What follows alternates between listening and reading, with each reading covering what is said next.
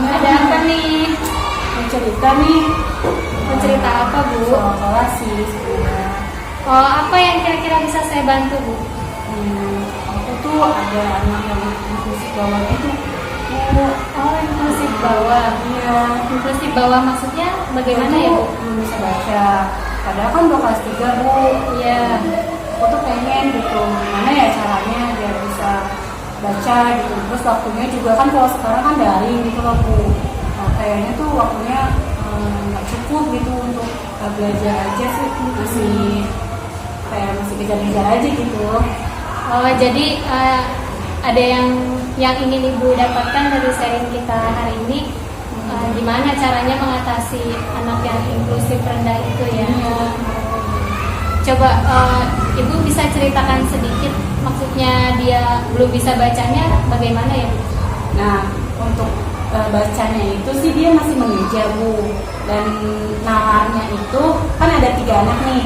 Nalarnya ada yang belum sampai, terus yang satu lagi dia belum bisa baca, masih dikte, dan itu dia sama juga nalarnya belum sampai gitu. Jadi kebanyakan sih emang nalarnya aja sih yang belum sampai. Oh, jadi mereka itu kalau huruf sudah mengenal gitu ya, Bu? Untuk membaca dia masih mengeja gitu ya. Terus kalau Ibu kasih pertanyaan pun nalarnya belum sampai. Oh, belum sampai. Terus sejauh ini adakah hal yang sudah Ibu lakukan untuk ketiga anak tersebut? Sejauh ini gimana ya? Dalam pembelajaran kan biasanya ada pertanyaan-pertanyaan. Kalau aku sih lebih ke gak nyuruh anak baca kalau di kelas aku. Jadi anak itu lebih mendengarkan. Misalkan kalau ada pertanyaan, aku yang membacakan gitu. Mungkin itu aja baru. Oh, jadi biasanya kalau ada pertanyaan-pertanyaan, Ibu membacakan soal, anaknya tinggal menjawab pertanyaan Ibu begitu. Terus bagaimana dia menjawab? Menjawabnya ya macam-macam. Ada yang nyambung, ada yang nggak nyambung gitu. Lebih banyak yang nyambung apa lebih banyak yang kurang nyambung biasanya? Di satu kelas itu? Yang 3 anak ini, yang 3 anak yang Ibu anggap inklusi rendah itu. Banyak mana? Lebih banyak nggak nyambung dari pertanyaan Ibu sama jawaban mereka itu lebih banyak yang nggak nyambung. Iya. Kira-kira apalagi yang bisa Ibu lakukan selain membacakan pertanyaan untuk mereka gitu? Kira-kira apa yang bisa Ibu lakukan selain itu? Waktu itu sih sempat aku tuh ngasih mereka bacaan gitu, buku cerita gitu, biar mereka tuh sambil membaca sambil memahami. Jadi setiap mereka selesai membaca selalu aku tanya kan, ini apa gitu kan. Nah, kalian menjawab sih baca apa, nama apa gitu ya, begitu. Oh, biasanya Ibu kasih, tapi itu keseluruhan bukan anak yang inklusif aja. Nah, kalau untuk anak yang inklusinya ini setelah Ibu kasih buku bacaan, dibaca apa tidak sama dia atau sama orang tuanya, dibacakan atau tidak di rumah? Di rumah. Kadang bukunya itu kan dari bawa pulang, ada di kelas, ada buku bacaan kelas. Jadi dia baca, tapi dari niatnya ya Ibu ya. Kayaknya niatnya tuh setengah-setengah gitu anaknya tuh. Kadang saya juga suka mikirnya, ini kenapa ya anaknya gitu ya. Maksudnya pengennya saya kan dia belum bisa baca, biar bisa baca saya kasih itu dia mau gitu tambah senang gitu harusnya. Tapi ini tuh kayak pengen buru-buru selesai gitu. Oh iya, kalau dari yang saya simpulkan kayaknya anaknya ini emang kurang senang baca ya, Bu ya. Terus kalau melihat anaknya kurang senang baca, kira-kira apa nih yang bisa Ibu sebagai guru gitu, apa yang bisa Ibu lakukan supaya dia senang dulu nih sama baca gitu? Emang di kelas kan ada buku bacaan gitu ya. Aku nggak maksa anak buat baca ini gitu kan. Jadi mereka tuh sesuka hatinya mau baca apapun, mau itu bacaannya kayak ada majalah kayak ada apapun gitu tentang pengetahuan kayak gitu atau novel, mereka baca aja gitu. Intinya mereka sukain dulu nih bukunya gitu. Itu bagus banget, Bu. Sebenarnya kayak gitu udah bagus ya. Selain itu ada lagi apa yang bisa Ibu lakukan selain menyuruh mereka membaca? Misalnya di rumah, apakah ada yang Ibu lakukan pendekatan?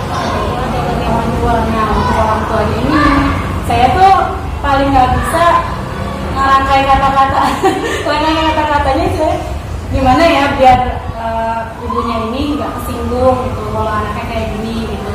Secara kan kalau misalkan TPC kita tuh nggak ada rapat dulu sebelumnya, jadi tuh kita istilahnya nggak bisa apa ya berbagi ini nggak berbagi sharing itu nggak ada gitu. Nah sekarang dibatasi juga kalau TPC.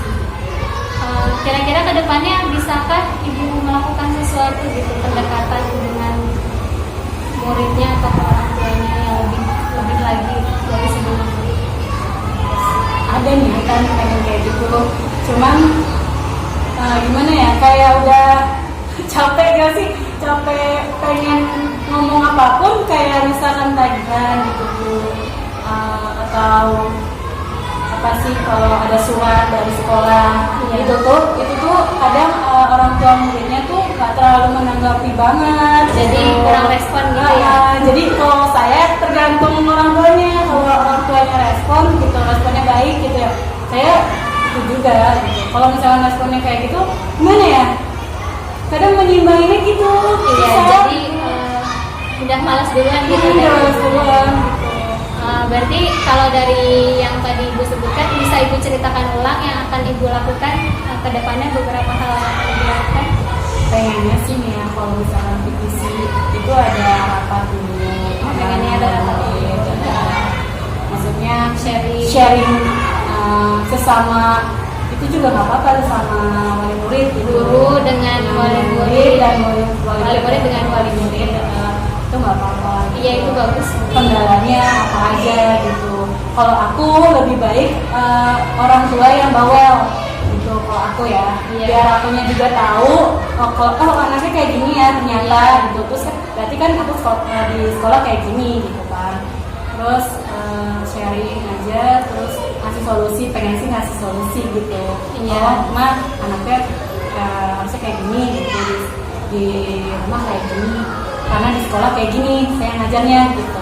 Jadi kayak pengen tuh orang tua juga kerja sama kan, jadi terlibat. Iya, itu memang bagusnya kan begitu ya. Itu bagus banget idenya. Tadi ibu sampaikan pertama ibu pengen anaknya belajarnya lebih semangat gitu ya membacanya, karena dia bacanya belum lancar tapi dia belum tertarik sama buku. Kira-kira apa yang akan ibu lakukan untuk hal itu? Komitmen kedepannya bagaimana gitu, untuk memunculkan hal itu dari anak yang 3 tersebut? Aku sih belum itu ya guys, segi penilaian juga aku belum terapin banget kan. Waktu itu kan kepala sekolah bilang penilaian untuk yang inklusif itu ada penilaian terkhusus ya, itu tuh belum aku terapin sampai sekarang, karena yang pada dasarnya gimana ya, jadi tuh soal itu tuh kan harus diselesaikan gitu, mau baik itu inklusif bawah, inklusif atas gitu kan harus diselesaikan. Nah kan waktunya juga kan nggak cukup gitu kan, terus gimana ya, masih terikat sih, masih ngerasa terikat sama aturan dari atas gitu. Jadi kedepannya ibu maunya bagaimana? Kalau dari ibu pribadi gitu, maunya bagaimana? Pengen gitu ya, setiap anak kan punya potensi masing-masing gitu. Benar banget. Pengen gitu ngebebasin anak, dia tuh bisanya apa, pengen kayak gitu.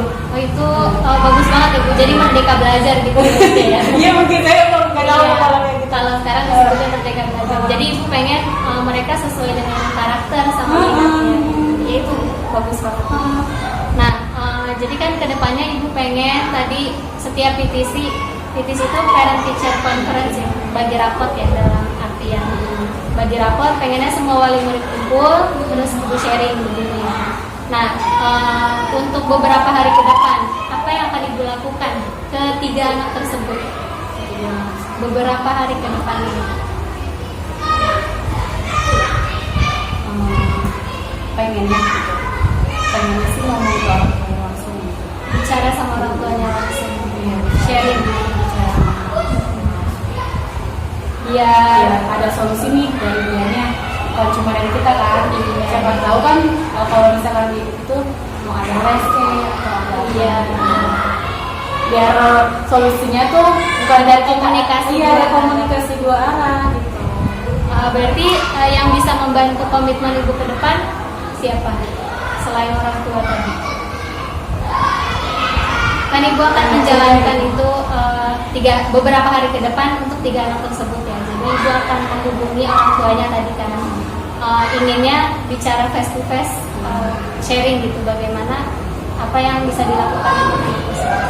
Nah, kira-kira siapa yang bisa membantu ibu untuk menjalankan komitmen itu?